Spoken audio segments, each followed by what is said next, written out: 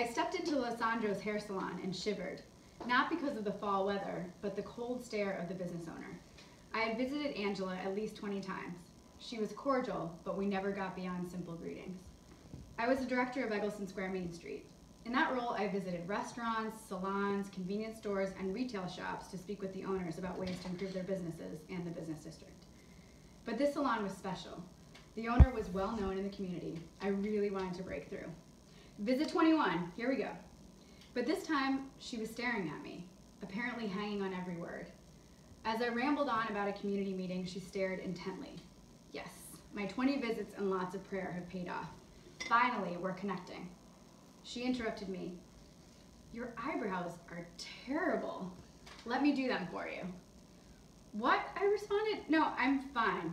There were a lot of people. Frankly, I had no idea what doing your eyebrows meant. But what I did know made me suspect that it involved pain. No way was I going to be uncomfortable and embarrass myself in front of strangers. But as she asked me again, I saw confidence and passion, and something clicked. I also saw her need to help others. I wondered whether honoring her need might change our relationship. What if? What if she were really asking me to value her expertise?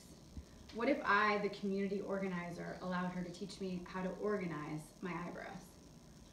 5 minutes later, she ripped off the hot wax. It hurt a lot. And as I gathered myself, wondering about Novocaine or ice packs, she revealed another level of need. She shared the reason why she and her son stopped coming to the merchant meetings. She believed that my organization had taken away parking spaces in front of the salon. I nearly ran out and called our city liaison. She learned that the parking was removed given its proximity to an intersection, and she made several phone calls that resulted in 2-hour parking spaces on a nearby street. At the next merchant meeting, there were 2 familiar faces, Angela and her son. That hot wax was the start of a relationship and the removing of blindfolds for both of us. Before, I had only seen a woman who needed my meeting, a woman whom I wanted to care for. What she had only seen was a woman in need of her service, her care, her relationship. Yet she perceived that I also had needs to connect and to be successful in my role. And in engaging me, her deeper needs came to the fore. Her need for a customer, her need for me to value her skills, her need for a parking solution, and yes, her need for a relationship. Studies show that small businesses play a key role in neighborhoods. According to the Small Business Chronicle, healthy business districts stabilize housing values and provide services and products within walking distance. Studies in Detroit, Seattle, and Philadelphia have shown that foot traffic improves safety. What's more, in welcoming diverse neighborhoods, relationships flourish. We are called to uncover needs in ourselves and in the other placed in our path every day in every store. And what if through these needs we uncover hidden skills, the giftings that these business owners have? Deep in central Kentucky, in the tiny 2-streetlight town of Wilmore, is a family-owned grocery store that's operated since 1956. Every day, faithful customers come to Fitch's IGA from the other side of town and the other side of the county. Leonard Fitch is in his 70s, operating the store as he was trained to by his father. And like his father, he has stacks of boxes in the back of the storage area. But these boxes aren't full of bananas or cornflakes or soup. The old boxes are full of promises from local families who couldn't make ends meet. Boxes of bounced or bad checks that he's quietly, often knowingly accepted from shoppers who've written them hoping to maintain their dignity and somehow get food on the table. Those with their own hidden needs not only appreciate Mr. Fitch's values, but their vulnerabilities reveal his incredible hidden skills of generosity, sensitivity, and respect. In a recent survey by the National Federation of Independent Businesses, 91% of small business owners reported contributing to their community in the last year through volunteering and donations, with an estimated value of roughly $40 billion. Larger businesses might call this corporate social responsibility, but Mr. Fitch and other business owners like him call it being neighborly. Meeting needs of family, neighbors, and strangers, a role Mr. Fitch would describe as responding to God's call in his life and work. We are called to uncover hidden skills in ourselves and in the other, placed in our path every day and in every store. And finally, the needs that allow us to uncover the skills of others will lead to bonding ties that transform relationships. Victoria lost her husband unexpectedly in 1991 and was left caring for her 3 young children in Tanzania.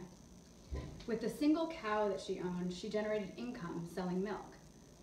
Recognizing the importance of this one asset for her financial independence, Victoria saw an opportunity to benefit women who didn't have the same resources that she did.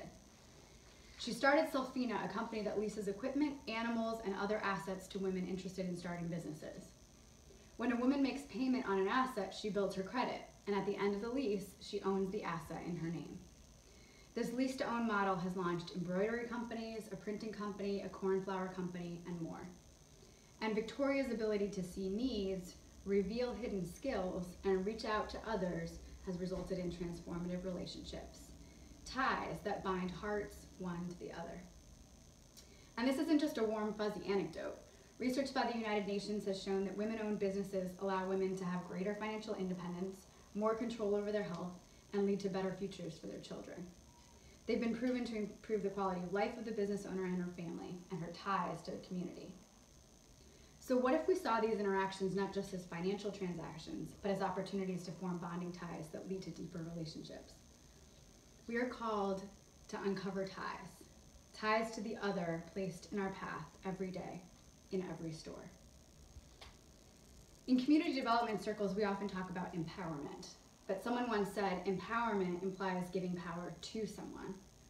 The reality is that we don't have any power to give. God has already empowered them.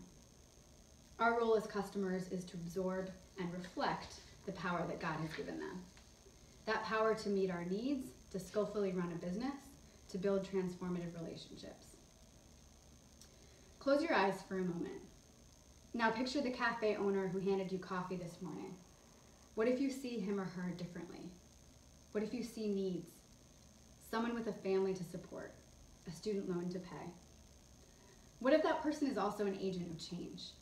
What if your purchase means investing in the future of a newly arrived Bangladeshi immigrant?